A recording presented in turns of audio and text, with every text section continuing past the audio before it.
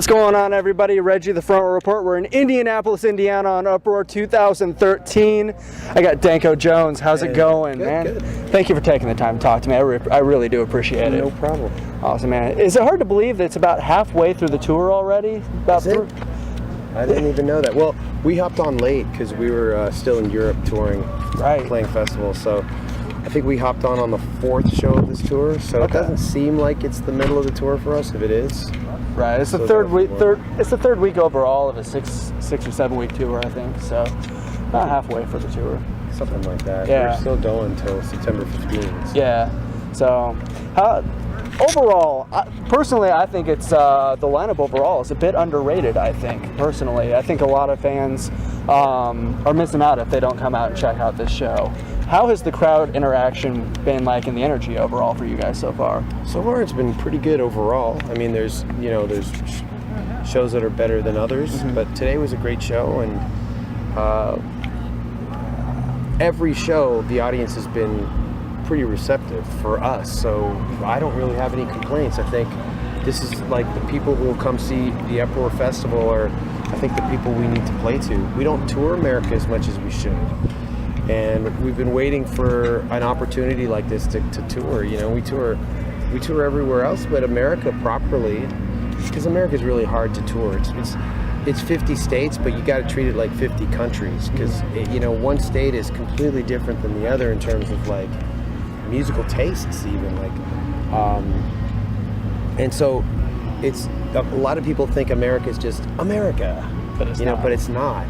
And the same way people go, oh yeah, you guys are big in Europe. I'm like, yeah, but Europe is like 50 countries, man. Right. Like, it's not a country. So there's I know people just don't see outside of what's in front of them. But when you want to tackle something as big as America, you can't do it half-assed. You really have to do it properly. And festivals like Uproar allow that. Allow us to get out there in front of a crowd. It's a built-in crowd. They're not there to see us. They're there to see probably Alice in Chains and Jane's Addiction. But the people who are kind of more interested in music than most come earlier. And at the end of the day, that's who we should be playing in front of.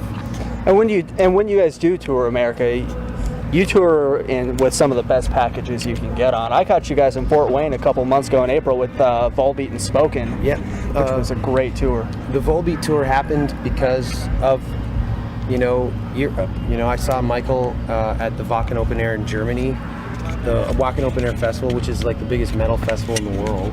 Yeah. And they were headlining, and I was speaking at it because I do like these spoken word things.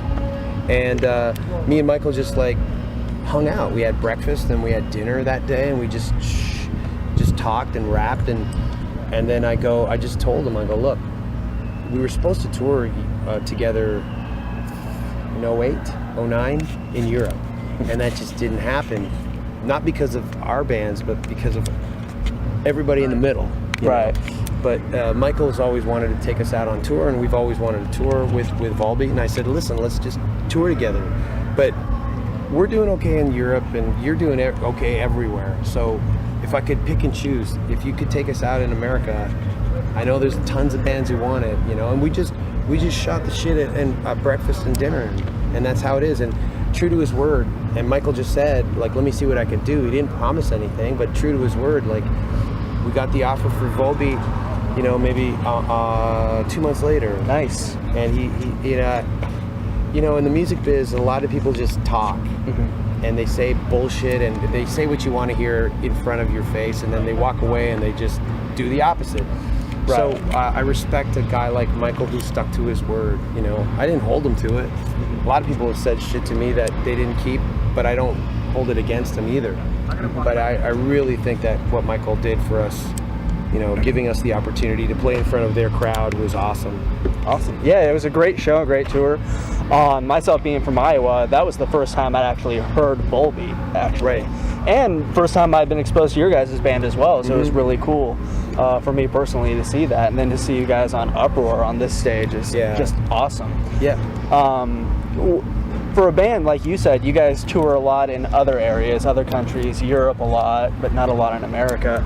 Can you tell me a little bit about what it does personally for you and for your band to really tour on a traveling festival like Uproar?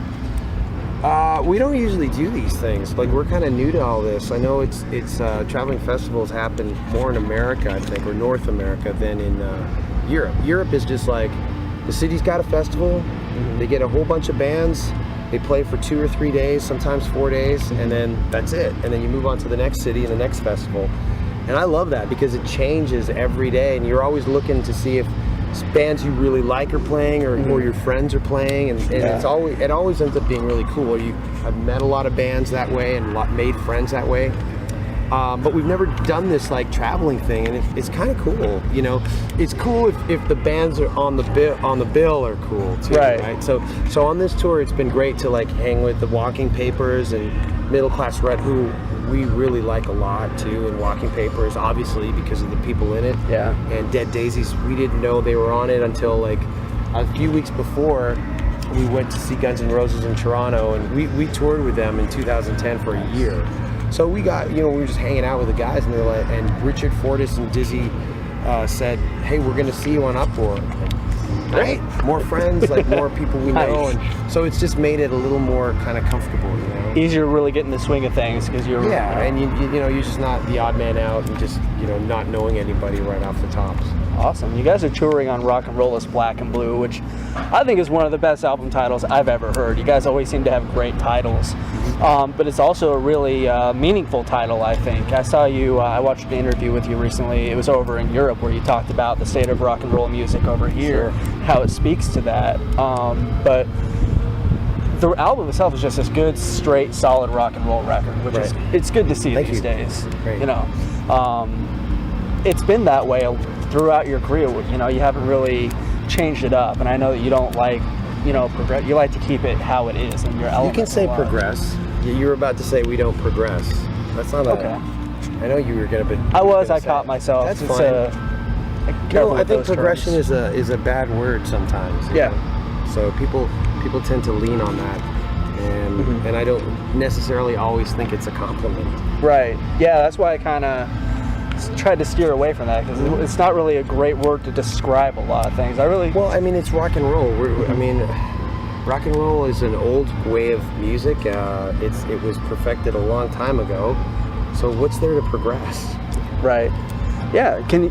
What was the main thing you wanted to go into when creating this record, writing it, that you really wanted to accomplish? Just another great hard rock record. Okay. The next one's gonna hopefully be kind of like this. Okay. And the one we put out before this one hopefully sounds like this new one and the next one. Right.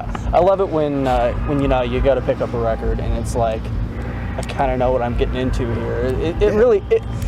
It's not always a bad thing when you're like, I wonder what it's gonna be like, what they're gonna do. But sometimes if it's too often, I think it can get old, and Well, I mean, we work within a hard rock confine, but within those, that perimeter, we do different things and new things, but we never break free from like the hard rock blueprint. So a lot of people think that's a band should keep moving and going forward and trying new things and experimenting. Yeah, you could do that, but then you look 5 albums back and take a look back, and you're a completely different band than when you started. And then you get the whole thing like, oh, I like them in their early albums. I like their early albums. Well, it's better to be a band where fans can be like, I like them all because they haven't done anything. Well, it's like Motorhead, AC/DC, the Ramones, and Slayer, 4 bands that it's working for them. So why not? That's great company to stick in right there. I mean, now you guys, your stage show, I think you don't have a whole lot of extra to it. It's just you guys come on, you play, but it's a very up-tempo, high-pace, and you as a frontman are very entertaining to watch. I love it. Thanks. How much work do you have to do personally to really get into that state of mind and mind frame? Zilch. I don't even think about it.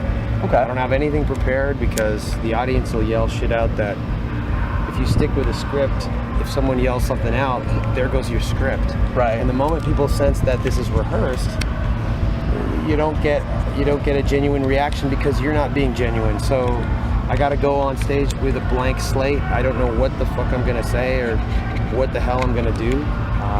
Because I don't know what's going to happen. Okay. Like, what if my guitar amp dies? If we're sticking to a script, I got nothing for that. So whatever happens, happens, you know? Cool. So with Uproar about halfway done, the end coming in the next probably 3 or 4 weeks, what do you guys have on the horizon for 2013? I'm sure you guys have planned into next year a little bit too, but what can you tell us that we can look forward to? Well, we got 5 weeks off at home, and then we do a 3-week tour of Scandinavia. We're doing Swedish, Norwegian, and Finnish dates. And then we're probably just going to take it easy and chill, play some dates here and there, wherever anyone will have us. But the main goal is to just record the next record, write the next record, and record the next record. But, I mean, hey, listen, I mean, if AC/DC come and offer us an opening slot for their tour, How do you say that? we're not going to go, oh, well, we're on vacation. Right. So you're always kind of on call, but but the way it's 2014's panning out, it's probably going to be a lot just like chilling out. This year was it was crazy. So we just want to relax and write a record. Cool. Yeah, and I'll be doing my podcasts and doing my columns and same old. Cool. Yeah. You mentioned your columns. You do a lot of columns, Huffington Post, a couple columns for publications in other countries, I believe. Yeah. What have you learned about yourself as a writer, and how has that helped your musical writing? It hasn't helped the music at all, and the only thing I found out is I'm a hack. So Okay. that's all. All right. Cool. Well, hey, man, thank you so much for taking the time to talk to me. It's been great. Awesome. Danko Jones. Right on, man.